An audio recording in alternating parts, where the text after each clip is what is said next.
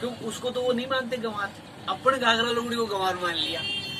अब जैसे मान लो पढ़ी लिखी भी जैसे कोई व्याख्याता है कोई क्या है, तो वो अगर ऐसे ड्रेस पहनेगी तो इस ड्रेस का सम्मान बढ़ेगा। और ड्रेस का सम्मान बढ़ने का मतलब ये होता है कि हमारे पुरखों की जो चीजें हैं उनका सम्मान बढ़ता है। सही बात है। अगर उन चीजों का हम सम्मान बढ़ाते तो हमारे बुजुर्गों का भी हम सम्मान करेंगे और बढ़ाएंगे।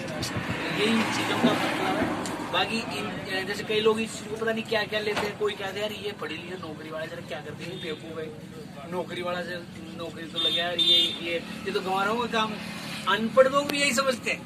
आज ज्यादातर ये मानते हैं कि सर्विस में भी नाच कूद कर रहे हैं। पर इस चीज का मतलब है, इस चीज को हम इसलिए कर रहे हैं, एक तो ये भ्रांति मिटाएगा, ये अनपढ़ों का काम नहीं है, ये पढ़े लिखे को भी काम है। क्योंकि इस संस्कृति से ही हम ऊपर बढ़े और इसी को सम्मान देने का काम हमारा दायित्व। तो जो नौकरी लगे उनका भी काम है ये। अगर इस संस्कृति को हम सम्मान दें, इसके माध्यम से आप बहुत सारी चीजें समाज को बता सकते हो।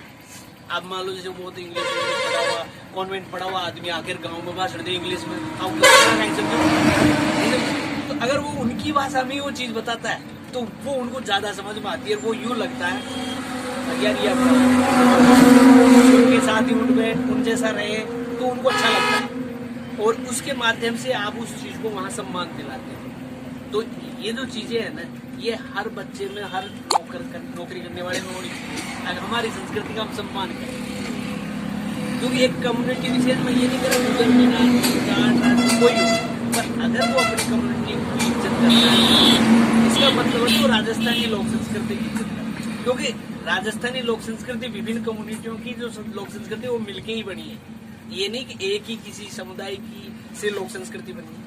भारत की अगर लोक संस्कृति की पहचान विश्व में, तो भारत की लोक संस्कृति विभिन्न प्रदेशों की लोक संस्कृति से बनी, और किसी स्टेट या राज्य की जो लोक संस्कृति वो विभिन्न जिलों की, और जिले में विभिन्न समुदायों की। ऐसी संस्कृति का एक चरण है।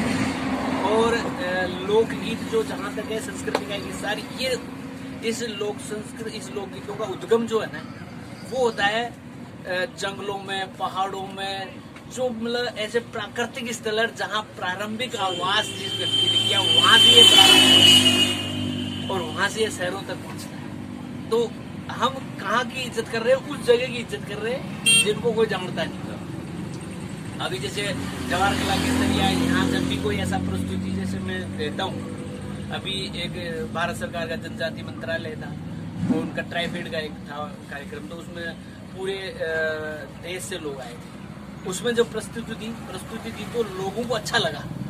देखो क्या होता है कि किसी चीज को आप पेश करने का भी तरीका होता है। आपने जैसे मान लो राबड़ी बना ली है, अब राबड़ी को प्रस्तुत किस तरीके से कर रहे हैं, तो वो उसका सम्मान, जैसे चौकी दाढ़ी में भी राबड़ी खिला रहे हैं, अपने गाँव में भी खिला रहे, तो वो फर्क पड़ता है। तो लोगों को उसका महत्व का पता लगता है, ताकि ये वास्तव में कोई चीज है। बताएंगे पर तरीके से बताएंगे, सभ्य तरीके से लोगों के सामने ढंग से प्रस्तुत करेंगे। कि जो क्योंकि ऐसी कुछ भी चीजें गाते तो वो अगर पब्लिक के सामने गाएंगे दूसरों को तो वो क्या समझते हैं ऐसे समझेंगे। पर अगर अच्छी चीजें गाए तो वो भी ये समझेंगे बेटी बचाओ बेटी पढ़ाओ, ये जो थीम है ये राजस्थान के मुख्यमंत्री की नहीं, और पूरे देश राजस्थान में ये है। अगर इस मुहिम में हम हमारे गीतों के माध्यम से जुड़ रहे हैं तो इसका मतलब क्या हुआ?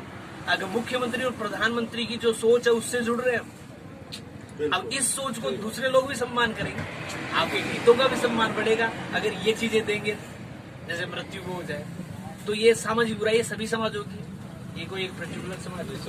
भ्रूण हत्या जो बेटी को पेट में ही खत्म कर देते ये भी सभी समाजों की समस्या है।